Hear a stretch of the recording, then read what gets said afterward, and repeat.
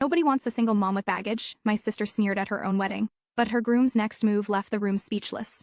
I sat at my desk in our small home on Bayview Street in Camden, Maine, the afternoon sun slipping through the blinds, painting stripes across my cluttered workspace. The steady tap of my calculator keys was my rhythm, keeping me grounded as I raced to finish a client's tax return. I had 20 minutes before picking up my son Liam from soccer practice. This desk, littered with coffee mugs, sticky notes, and a framed photo of Liam's toothy grin, was my sanctuary, built from love and determination.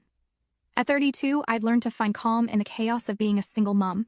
Liam burst in, his sandy blonde hair damp from running. "Mom, you done yet?" he asked, leaning against the doorframe, green eyes sparkling with mischief. "Almost, buddy," I said, glancing at my chipped mug. "Homework done?" He waved a crumpled math worksheet. "Yeah, but I need help with history, something about the American Revolution." I smiled. Liam, 10, was my everything, not just for his smarts but for his heart. The way he'd hug me after a long day or leave doodles of spaceships on my desk made every struggle worth it. Since my dad's heart attack 5 years ago, it had been just us navigating life with quiet resilience. My phone buzzed. I knew it was my mother, Eleanor. Her voice cut through. "Orally, about tomorrow's dinner at my place. Sophia's bringing her fiancé. You're coming?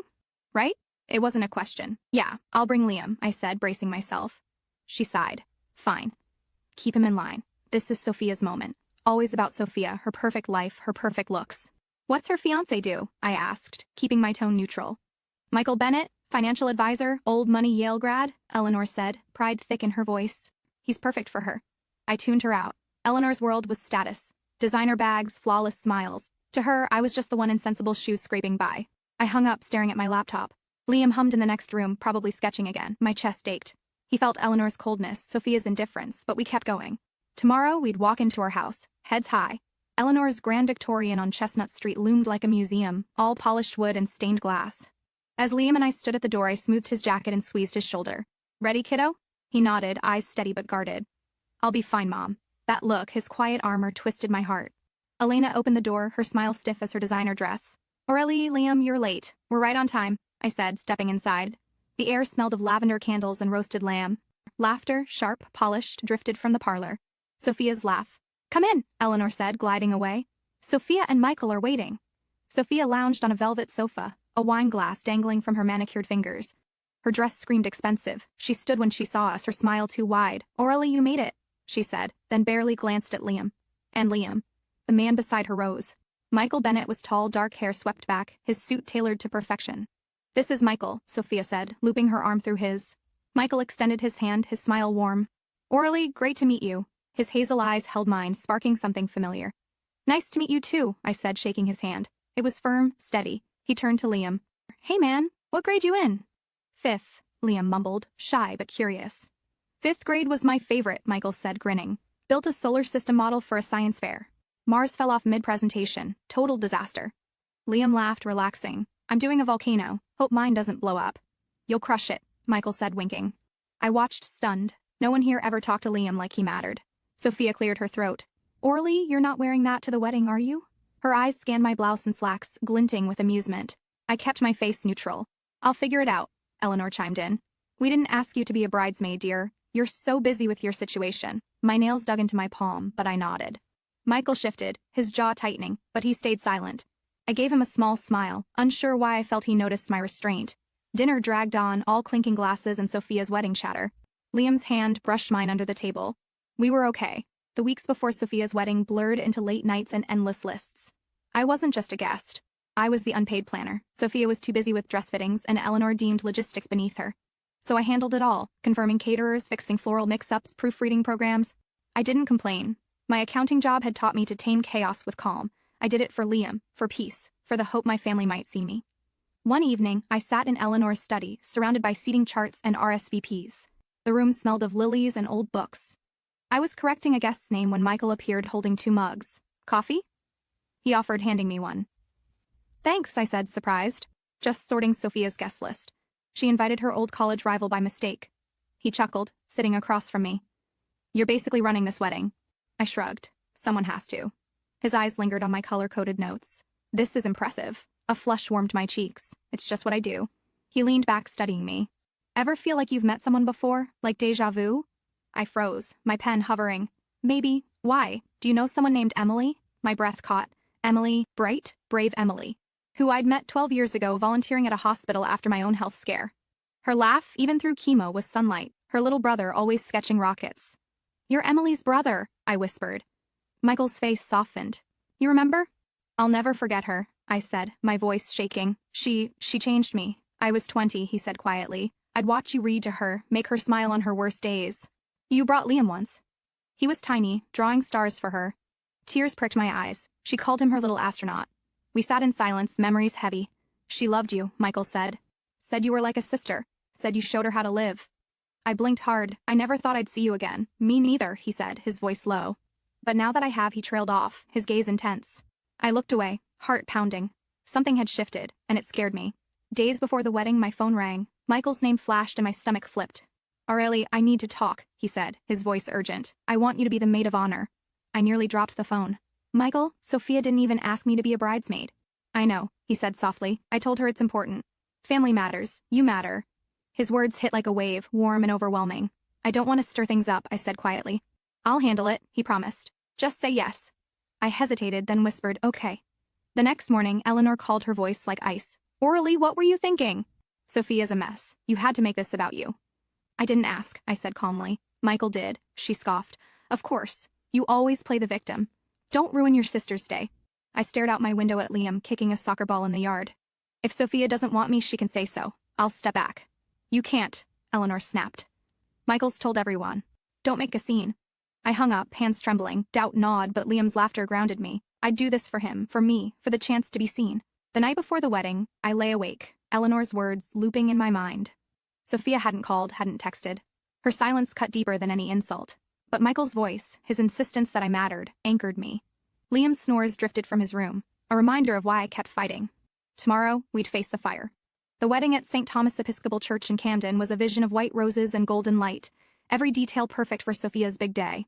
I arrived early with Liam, my sky blue dress simple but elegant, meant to blend in. Liam in his tiny suit held my hand. "You look awesome, Mom," he whispered. "Thanks, buddy," I said, kissing his forehead. In the bridal suite, Sophia was a whirlwind of tulle, her bridesmaids fussing over her veil. She barely glanced at me, her jaw tight. Eleanor sat in a corner, eyes sharp. "That dress?" she muttered, "very you." I smiled unfazed. I'd heard plain my whole life. It didn't sting anymore. The ceremony began, and I stood behind Sophia holding her bouquet, moving with grace. Not for her, but for myself. Liam sat in the front pew, his proud smile my anchor. Michael caught my eye from the altar, his nod warm. I returned it, a quiet connection. At the reception in the Camden Opera House, chandeliers sparkled above linen-draped tables. Sophia took the microphone, her gown glittering. "I want to thank my maid of honor, my sister Aurelie," she said, her voice sugary. I nodded as guests clapped. Then her tone shifted venomous. "Aurelie's the single mom raising a kid alone. So brave, right, to keep going when no one's ever really loved her." The room stilled. A few chuckled awkwardly. "Anyone looking to adopt?" Sophia added, smirking. "She's still on the market." Laughter cut through, cruel. Liam's hand found mine trembling. I couldn't breathe. Eleanor stood, her smile vicious. "Our Aurelie's always been the quiet one, reliable, maybe dull, but second-hand goods still have value with a kid in tow." The laughter swelled. My vision blurred, but I held it together for Liam. I stood ready to walk out, heart hammering. Before I could move, a chair scraped loudly. Michael stood, face flushed, hands clenched. The ballroom fell silent. He strode to Sophia, took the microphone, and faced the guests. "I need to say something," he said, his voice heavy with fury. Sophia laughed nervously. "Michael, what?" He silenced her with a raised hand. "Tonight was supposed to be my wedding, but the most important thing isn't the vows or the flowers. It's the truth." He looked at me, eyes blazing. "Aurelie and I didn't meet last month. We met years ago when my sister Emily was dying of leukemia." Gasps rippled through the crowd. I froze, heart pounding. "Aurelie was a hospital volunteer," Michael said.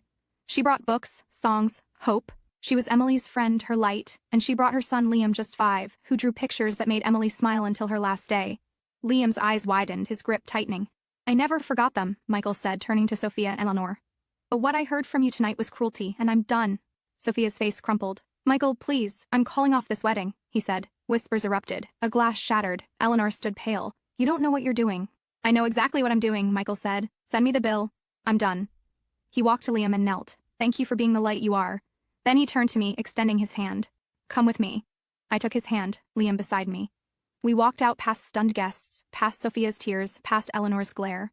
We didn't look back. We ended up at the waterfront restaurant, its wooden deck overlooking the moonlit waves. The sea breeze was crisp, the fairy light soft. For the first time all day, I could breathe. Liam sat between us, tracing patterns on the table, his silence calm. Michael watched him with a protective warmth that reminded me of my dad's steady presence. Our food sat untouched. Michael spoke first. "I'm sorry," he said, his voice raw.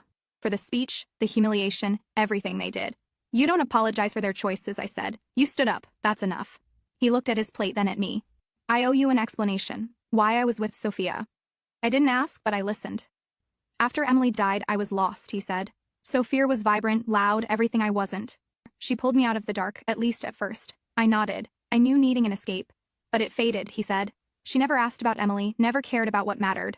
And the way she talked about you, it was like she resented you for existing. Then I saw you again, and it clicked." His phone buzzed Sophia's name. He silenced it. "She'll keep calling," I said softly. "I'm done," he said firm. "She'll hear from my lawyer." Liam looked up from his sketch, a lighthouse beaming into the night. He gave us a small smile. "Liam," Michael said, "remember those drawings you made for Emily? The stars and planets?" Liam blinked. "The ones for the lady in the hospital." "Yeah," Michael said, smiling. "That was my sister. She kept them by her bed. You made her happy." Liam's face lit up. "She said I was funny." "You were her hero," Michael said. The waves crashed below, and the silence felt like home. The next morning, we drove to Mount Batty's cemetery, where rolling hills met the sea. The sun filtered through pines, casting soft light on the grass. Emily's gravestone was simple, etched with her name and beloved. Michael knelt, placing white daisies, her favorite, on the stone. I stood behind him, holding Liam's hand. He pulled out a small stone painted with a yellow sun and stars. "I made this for her," he whispered, kneeling to place it beside the flowers. "Thank you for liking my drawings." Michael's breath hitched. I touched his arm. "She'd love it," he said, his voice thick. We stood in silence, hands linked, hearts open. I closed my eyes, whispering to Emily, "Thank you for bringing us back together." The breeze stirred, warm, like her laugh. As we walked back to the car, Michael took my hand. I didn't pull away. The world felt lighter, like I'd shed a weight. Liam skipped ahead, humming. For the first time in years, I felt hope, not just for me, but for us. A year later, I stood outside my new office on Main Street in Camden, a brick building with ivy on the walls. The sign read, "Arley's Financial Services," my name in bold. Michael had insisted. "People need to know who's behind the magic," he'd said, his smile warm. The office was mine, gray walls, a cozy sofa, Liam's drawings pinned above my desk. Business was steady, my reputation growing. Liam, now 11, was taller, captain of his soccer team, his confidence blooming. Michael was our rock. He worked long hours but never missed a game, homework, or a quiet night on the couch. We weren't married yet, but we were family.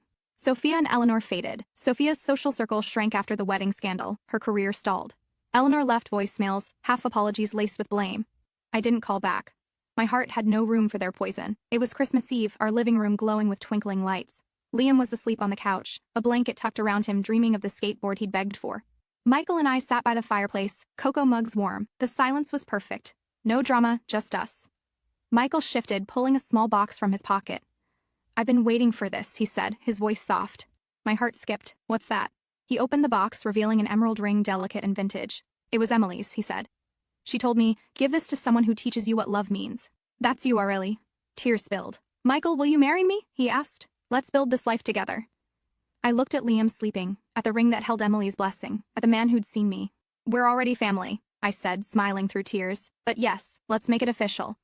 Outside, snow fell, wrapping our new beginning in light. To everyone listening, thank you for sharing this journey. Your support means the world. If this story moved you, hit that subscribe button and join our family. We've got more stories to tell. Stay strong, stay kind, and I'll see you soon.